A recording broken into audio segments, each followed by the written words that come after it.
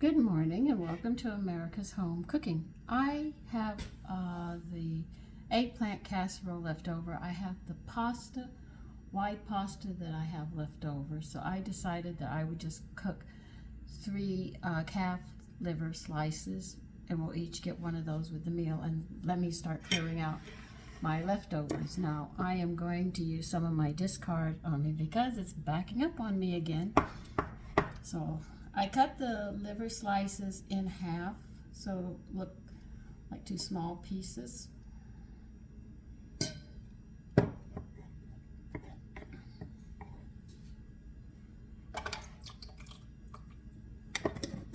This is such a good binder using a discard. If you have sourdough, using your discard, it really sticks to the meat and stuff that you have to brown.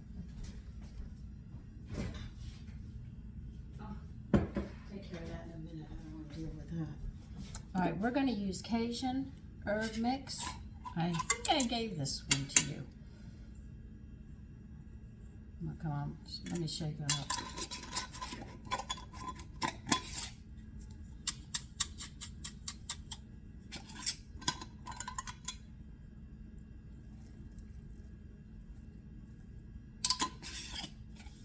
And I am going to put some onion skin powder that I made in here as well. Yes, I actually saved the onion skins, then I sit there and I rinsed them and dehydrated them, and then I ground them up in my nut and spice blender, the small one.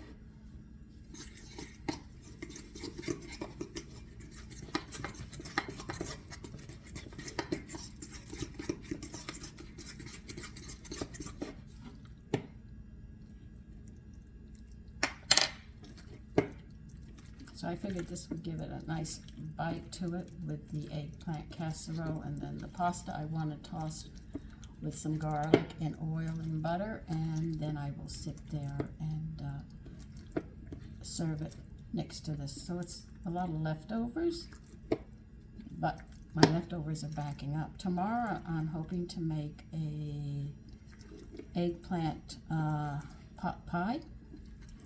It's got a potato crust, I think, on it. I had mentioned it, that I was going to make it. So I look forward to making it. Now see, it's well coated. I tell you, when you make sourdough culture and you keep it going, your cultures, it sticks. When you have too much and you put it as a discard, it really sticks much better than an egg, buttermilk, or milk, or yogurt. So I do use the other ones.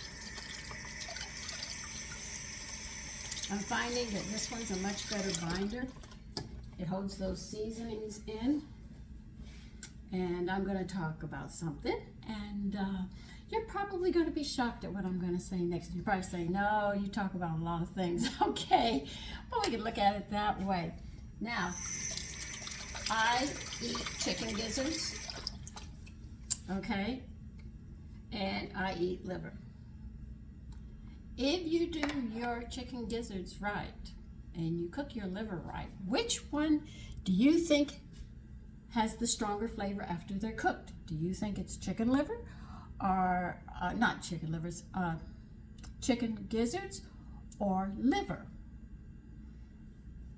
I'll give you a few seconds and I'll tell you.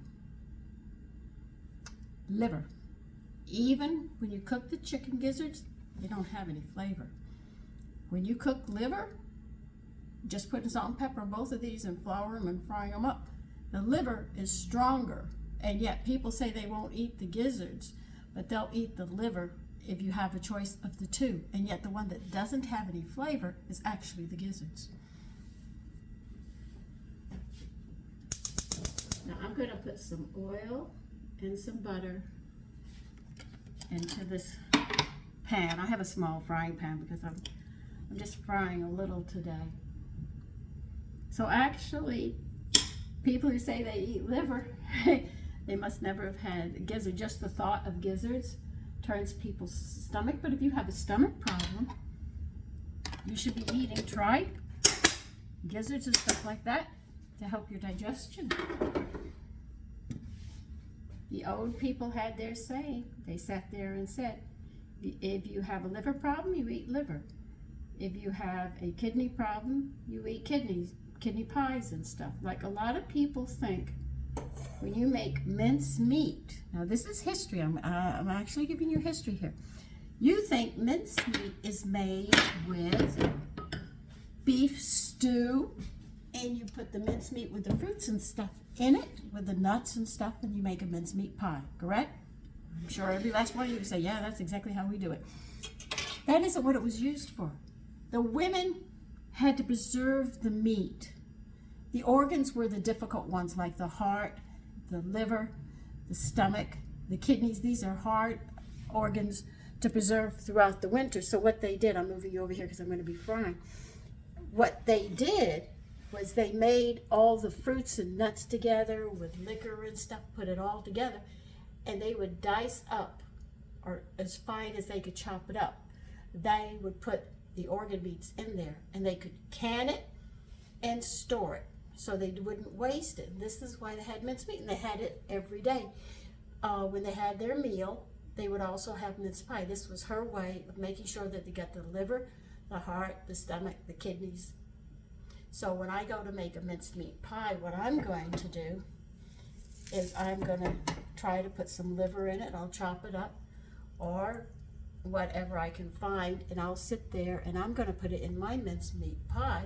So when my family eats the mincemeat, they will also be getting the nutrients from those organs. Let's see. Yeah, I need a tissue.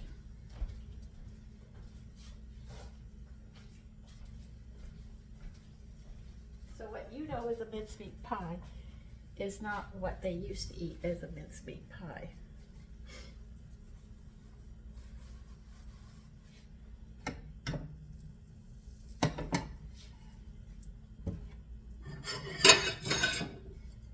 And today, if I get the floors done in time, I am going to be making a nut cake. And this is not what you think is a nut cake.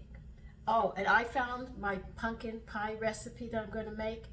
It has herbs and seasonings in it, and it has brandy in it, and that's the pumpkin pie I'm making for my family on Thanksgiving. Well, I'll make it a day or two ahead of time. Of course, I'm going to do that.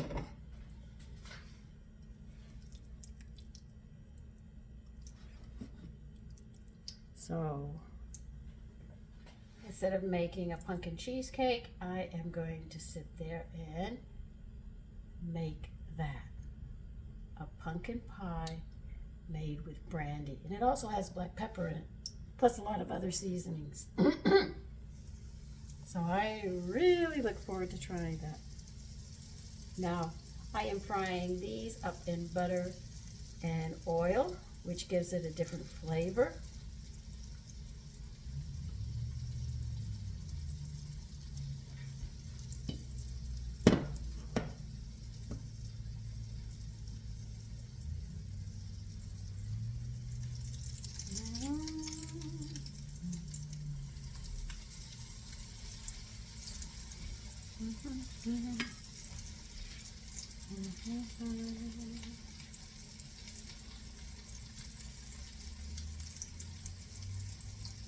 So when I make the mincemeat pie, I haven't decided which organ I'm going to put in it, but it will definitely be, you know, cooked and everything, and then diced up really fine and put in with the other stuff.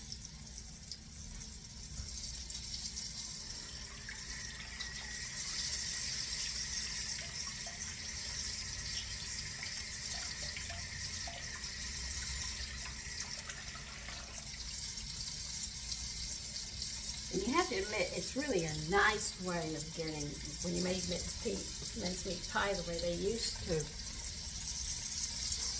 Those men and children and women had to be strong.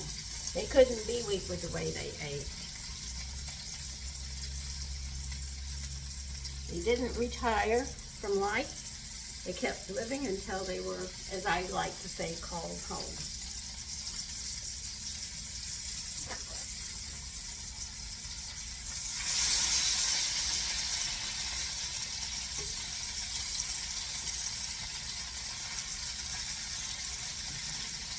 Something I hate is when you cook with the blood coming out of the liver, you notice that it sticks. So I'm constantly moving it around, praying it doesn't stick.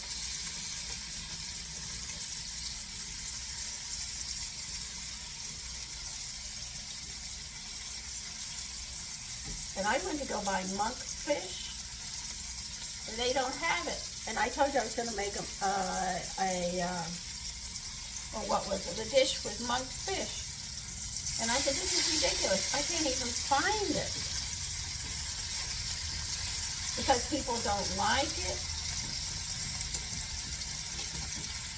So I said, what can I substitute with it? And they said, lobster. And I said, fine, I'll take half a pound of lobster. They said, we don't have it. I said, oh, this is really great, you know. I was a bit on the frustrated side.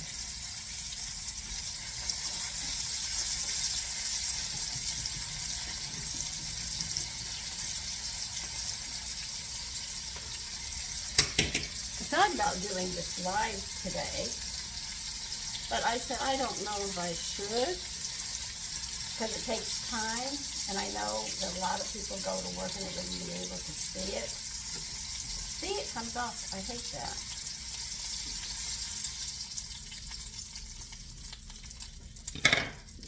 I'm going to add more in here.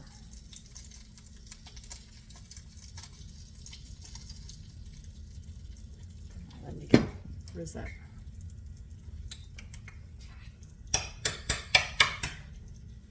Yeah, I know. That's why I have kittens with me doing this.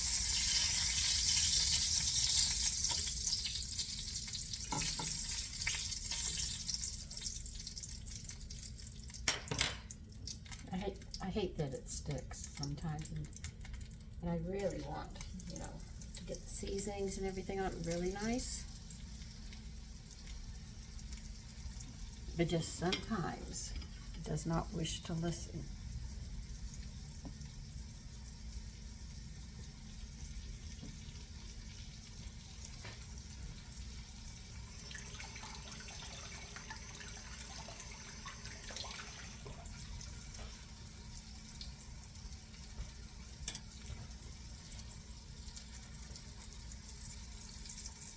Don't ever think history is always dealt with war. There's a history in clothing. There's a history in writing. You can see if you go to read the old books, they're written so much different than the modern day today. And the same thing goes into as war. Cooking has a history to it. Tools even have a history. You can see how the tools have changed over time. Guns have changed over time. That's something else that has a history to it. So don't think that history is just wartime. Well, they don't teach you that in school. It's there. Even in crafting, you can see how the crafts have changed through time. So it's interesting.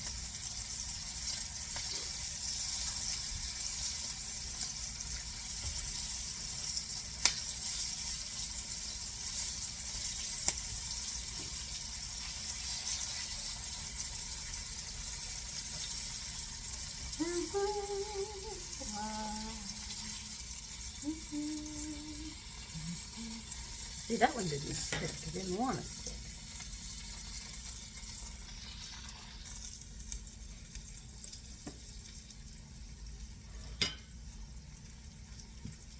But I'm just putting them in the leftover flour that I have, that I always talk about, that I sit there and I save.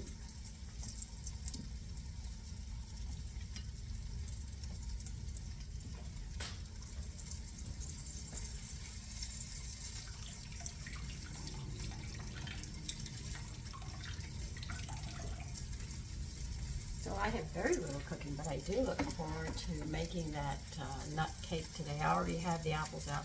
And believe you me, it has nuts, sugar, cake flour, salt, and nuts. I mentioned nuts, right? Eggs, sugar, cake flour, nuts, salt. That's it. Very, very simple cake. But I like the way it was put together. And the way we finish it up is really nice. So I said, I'm going to make that for like the week before the week before Thanksgiving, so they have something to munch. But that moonshine cake, oh, it hit our fancy. It didn't even last 3 days. I even gave it to my girlfriend. I haven't heard from her on the cake. I think she demolished it and couldn't believe it. Moonshine.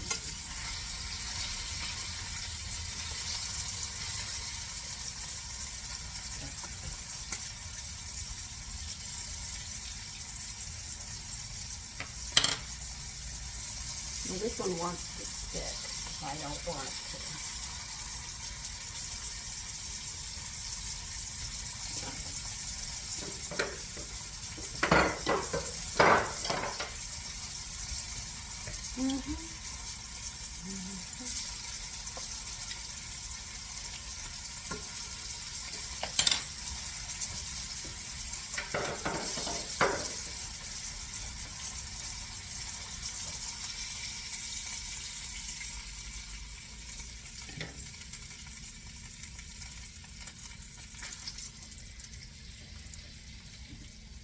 I told you it's very little I was doing today.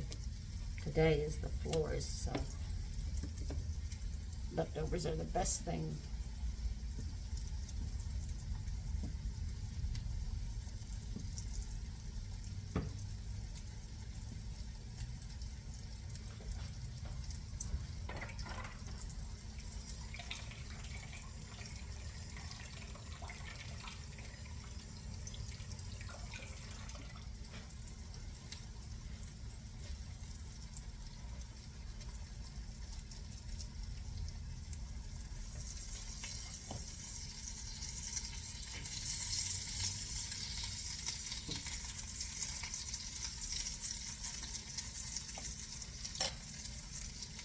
Has anybody been watching cooking shows? I have. I've watched them, and I see how they put them on a clock. You have 45 minutes to make this dish or that dish and stuff. They cook fast. I don't think cooking fast makes you a better cook. But it's like the chefs are separating themselves as we everyday people learn to cook and take ideas and do it. They've got to move them further advanced all the time.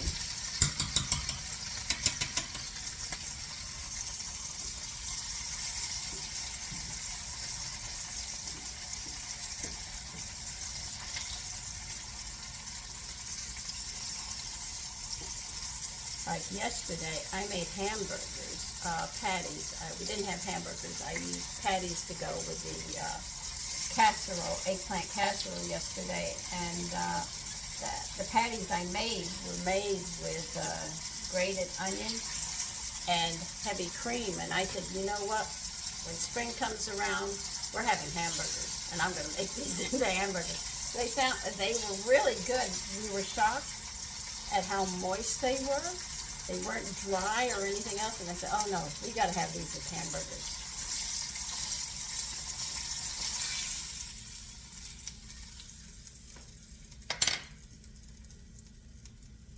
Okay, that's the last one. I told you I didn't have much to do today.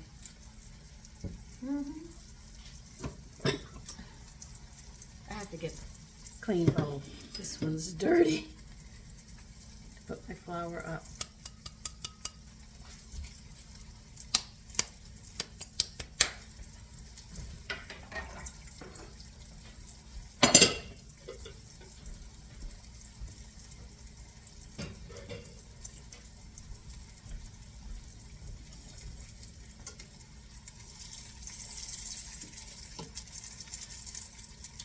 So as you can see, they came out nice. See? Very, very nice. And this time, this is all I'm doing to them. I'm not doing a lot to these. I don't need onions with them because we have the casserole. And I have the pasta, so I'm just going to leave them plain. Except for the seasonings I put on them.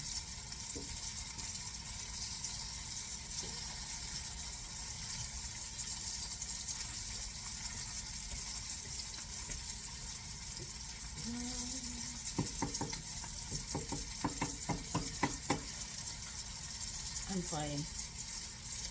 Something I do a lot of.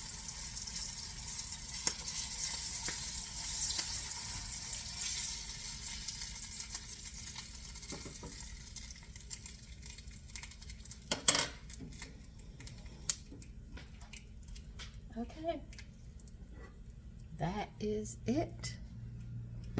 And if I get the floors done in time later on today, we will make a nut cake. All right, so listen, you take care and have a great day.